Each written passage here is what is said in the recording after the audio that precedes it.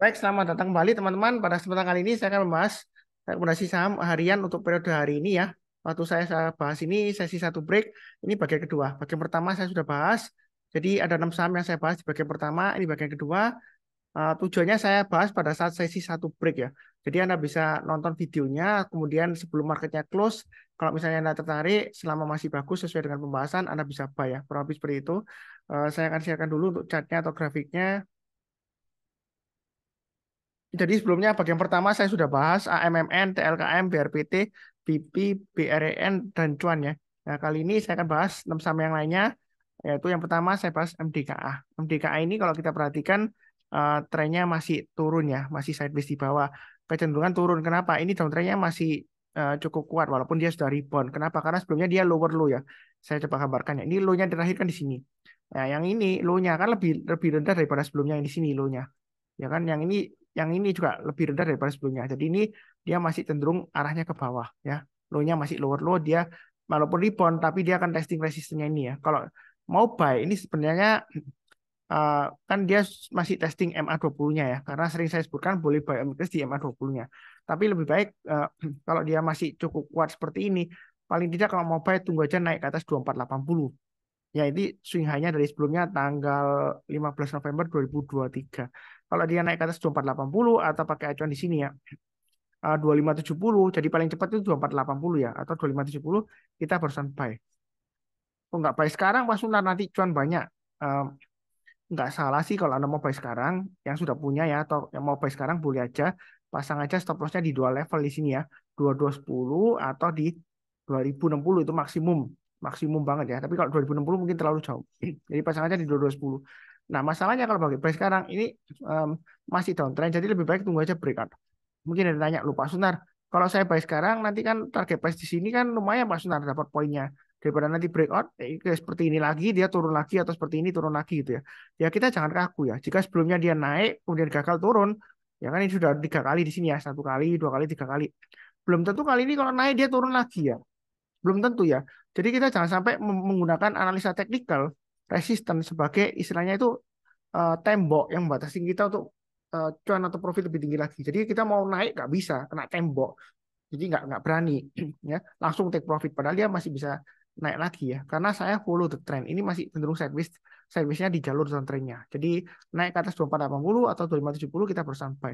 Target price berikutnya dia akan menguji di sini ada istilahnya di sini checkpointnya 2670. Naik ke atas 2670 Anda boleh tambah lagi atau average up. Target price berikutnya ya tinggal menggunakan aja kurang lebih acuan dari ini ya 2850. Ini swing low sebelumnya. Ya, kalau naik ke atas 2850 target price berikutnya ya kurang lebih seperti ini ya. Ini saya gambarkan lumayan jauh ya setelah 2850 kemudian 3030 ya. Setelah 3030 dia lumayan lebar bisa sampai ke ini kurang lebih sekitar 3400-an ya, 3470-an.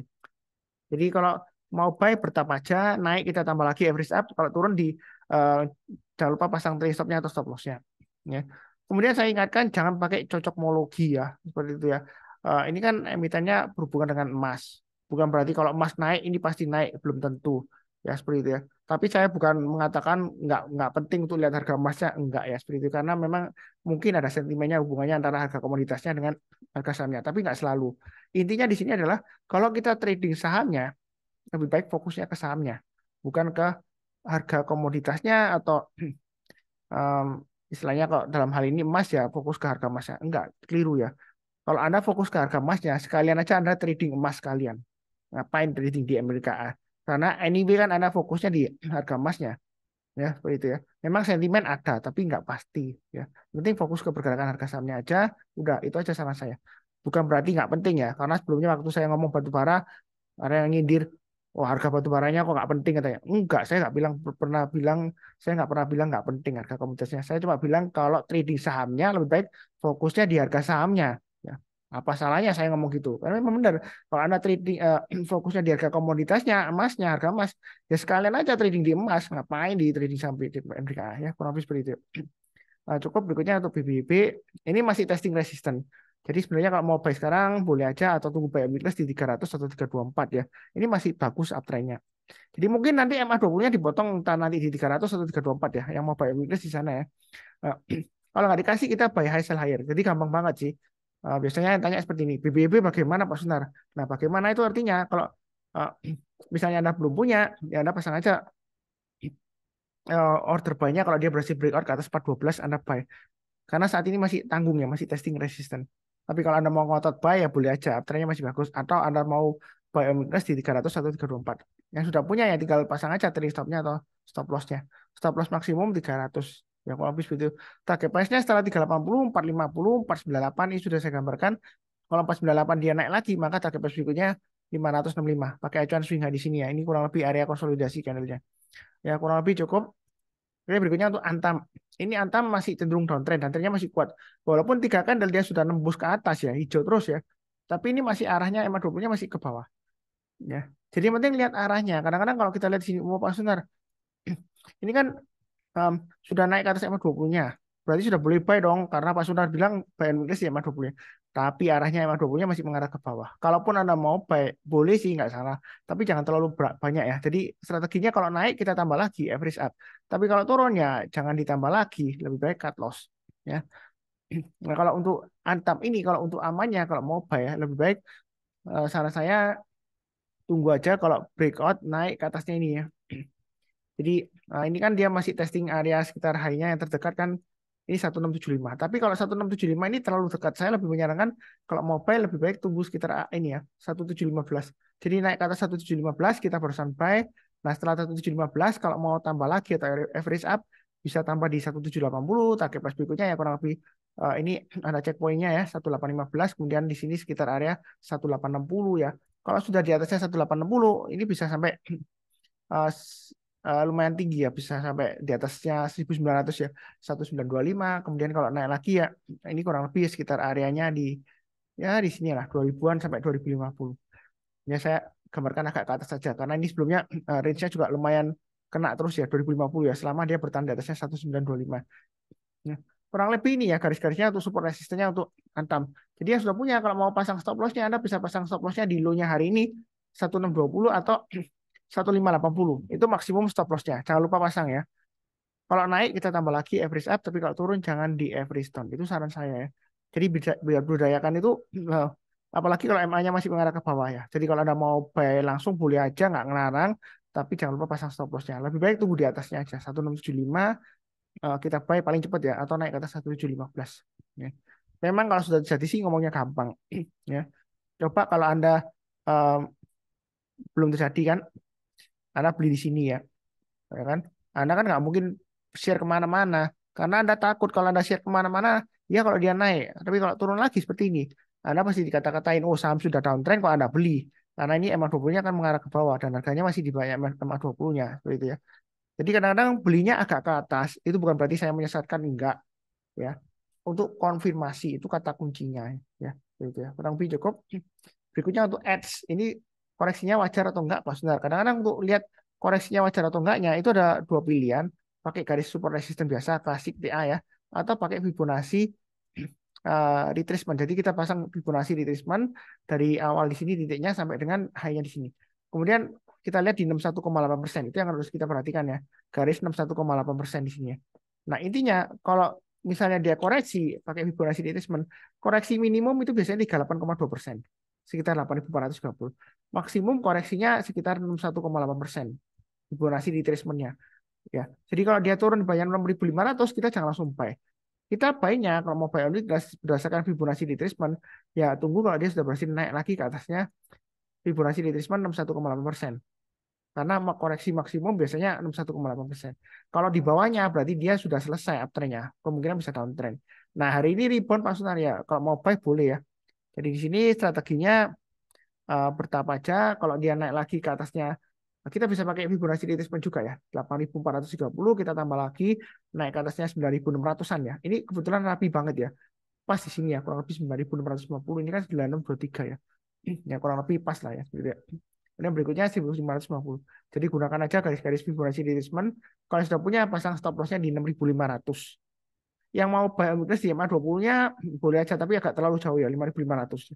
Lebih baik saran saya 6.500 saja ya. Karena kalau sudah di bawahnya 6.500 kecenderungan untuk edge ini ya mungkin ada balik lagi. Tapi perlu diingat ini resikonya lumayan ya karena sebelumnya dia nggak liquid terus tiba-tiba dia liquid aja di sini ya. Jadi hati-hati untuk saham-saham yang tiba-tiba liquid naik tinggi ya. Ada apa? Cek aksi korporasi ya. Apakah ada aksi korporasi, right issue atau akuisisi atau penerbitan obligasi? Apakah ini saham repo? Saya nggak tahu beritanya. Ya, Anda cek sendiri beritanya. Ya, lebih cukup. Berikutnya untuk saham ADRO. Ya, saham ADRO ini memang menjengkelkan ya. Naik satu hari, kemudian koreksi berhari-hari, lemot gitu ya. Sebenarnya sih untuk ADRO ini, ya, sudah saya pernah bahas juga, trading range-nya dia 2380, 2600, naik ke atas 2600, memang saya sudah pernah sebutkan boleh buy, yang mau buy on weakness ya. Ternyata kok turun lagi Pak Sunaria, memang begitulah marketnya. Karena kan sentimennya batubara masih lesu juga, seperti itu ya. Naik turun juga. Ya. Jadi saya tetap fokusnya di harga sahamnya, bukan di harga komoditasnya. Kalau dia naik ke atas 2600 mau buy boleh, tapi banyak bertambah aja. Mungkin setiap pelipatan 100 rupiah, 2700 ke atas, Anda tambah lagi average up. Naik lagi ke atas 2800, Anda tambah lagi. Kalau misalnya gagal, misalnya sudah naik ke atas 3000, gagal Pak Senar, turun ke 2950, ya kita pasang trading stopnya atau stop lossnya ya. Target price berikutnya setelah 3000, 3160-an ya kurang lebih ya, sampai 3200-an. Jadi intinya untuk Adaro ini, kalau dia masih di bawahnya 2600, masih cenderung resiko lemah ya. Mungkin bisa ke 2400 atau di bawahnya. Tapi kalau sudah di atasnya 2600, kemungkinan besar dia bisa ke 3000. Paling tidak di sini ini dikasih sampai 2990 ya. Ya seperti itu ya. Kurang lebih sih strateginya seperti itu. Apalagi kalau kita lihat ke belakang ya. Ini 2600 ini area support psikologis sebelumnya. Karena ini mulai dari 2022 sejak euforia kenaikan harga batu bara ya. Dia bertahan di atasnya 2600. Jadi kalau masih di bawahnya 2600 itu masih resiko. Ya. Memang sih kalau kita bicara, oh Pak Sunar, saya belinya di sini loh, waktu turun-turun terus di harga 2010 gitu ya. Ya Anda bisa aja pamer kemana-mana bangga gitu ya. Untungnya banyak gitu. Ya kalau naik, kalau sudah terjadi itu ngomongnya gampang. Anak saya yang SMP aja bisa bilang, loh Pak itu kan sudah naik, ya seperti itu ya. Coba kalau turun lagi, Anda pasti diam, nggak berani ngomong-ngomong. Ya saya nggak menilai orang lain, tapi umumnya seperti itu. Karena kalau Anda share kemana-mana, sahamnya masih turun, Anda pasti dikata-katain, oh sahamnya masih downtrend kok Anda beli. Ya, seperti itu ya. Apalagi di strong downtrend, gampangnya aja lah. MA20-nya mengarah ke bawah, harganya masih di bawahnya. Ya kalau sudah jadi gampang. Makanya kadang-kadang saya bilang, kalau mau buy MX itu di MA20-nya, tapi MA20-nya harus mengarah ke atas. Kalau melandai sih masih oke ya. Kalau turun tajam seperti ini jangan ya. Jadi melandai, rebound, mantul ke atas, di sana paling kita untuk buy. Jadi buy-nya di sini. Mau tambah lagi average up di sini, tambah lagi average up di sini. Ya, seperti itu. Sebenarnya gampang banget tuh trading gitu ya. Yang susah itu kadang-kadang kita itu terlalu banyak mendengarkan kiri, kanan, terus baca berita ya, seperti itu ya. Kan ada yang bilang, oh kalau jadi investor saham itu harus sering-sering baca berita. Tapi kadang-kadang kalau terlalu banyak baca berita juga makin buat kita bingung ya, seperti itu ya. Ya, kalau lebih seperti itu cukup ya. Jadi fokus ke pergerakan harga sahamnya lebih baik menurut saya seperti itu. Oke, sebentar satu lagi 4, 5, 6, 7, 8, 9, 10, 11, 12. Ya TCPI ya. TCPI juga masih downtrend, tapi di sini TCPI menariknya. Kalau dia mulai naik ke atas 7.900, ini kalau saya sudah pernah saya bahas juga ya. Dia lumayan bagus ya. Jadi boleh buy. Ini area buy minusnya memang sekitar 7.900 sampai 7.450 ya. Ini saya gambarkan di sini ya. Jadi untuk TCPI kalau mau buy boleh pasang stop lossnya di 7.450 ya atau 7.400-an ya. Nah, kalau dia naik, kita tambah lagi average up, target price berikutnya 8.750, kemudian berikutnya lagi target price-nya sekitar, ini sekitar area saya gambarkan di sini aja ya. Bentar. 9.700. Jadi naik ke atas 7.950 mau tambah lagi atau yang belum punya kalau mau buy silakan. Tapi kalau dia turun di banyak 7.450 atau 7.250 maksimum ya kita cut loss dulu. Banyak jangan terlalu banyak ya, jangan terlalu agresif karena MA20-nya masih mengarah ke bawah. Harganya itu baru saja memotong ke atas, volumenya ini masih belum. Tapi saya lihat ini dari area 7.900 lumayan menarik kalau mau buy on weakness. Ya, buy on weakness itu jangan jangan salah paham ya. Kalau dia naik kita tambah lagi average up, tapi kalau turun jangan di average down. Itu namanya nanti tangkap pisau jatuh.